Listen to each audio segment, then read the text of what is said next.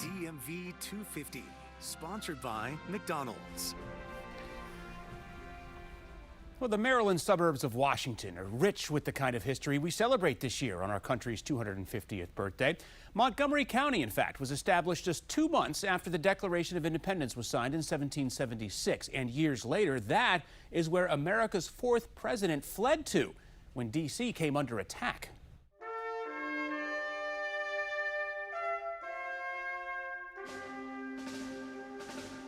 This is Brookeville, a small town just north of Olney, and the only place in the world that can claim the title U.S. Capital for a day. In 1814, the future of the country is not certain. Preservation Maryland CEO Nick Redding describing one of the darkest times in our history.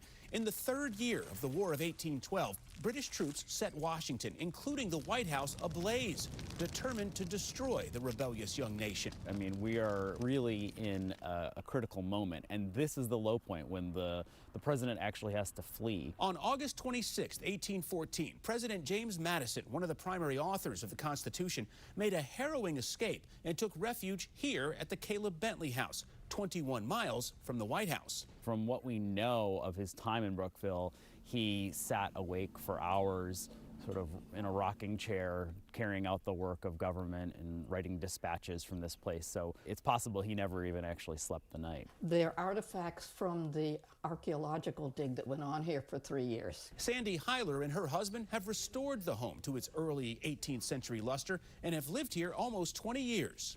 This is not a museum. This is a private residence. Do you get people knocking on the door? Oh, indeed we do. What we have here is just an exemplary example of historic preservation. We have original windows in this building that Madison himself could have looked through, and probably did, as he was sort of pondering the future of the American Republic. The next day, Madison returned to Washington as British forces abandoned the city and marched toward Baltimore. Just 2 weeks later, a crucial turning point in the war, victory at Fort McHenry, the battle that inspired our national anthem, celebrating the land of the free and the home of the brave, whose heart for one crucial day in 1814 was right here in Brookeville, Maryland.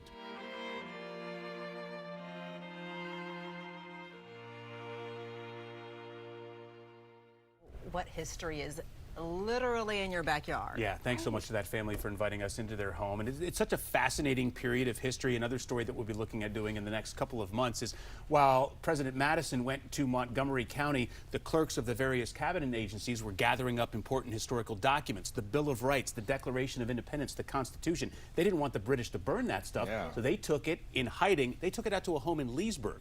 So we're going to try to highlight that home coming up in the next few months. It's out in the National Register of Historic Places. It's the only private residence that ever hosted those important documents to our country. That's incredible. Knock, knock, knock, let us in. Right. Yeah, that is like crazy. Are there any plans to ever turn that to a museum?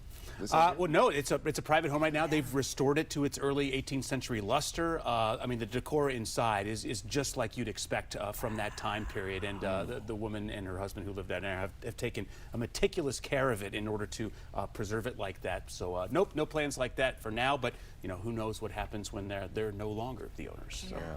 Can't have any tours in there. Exactly.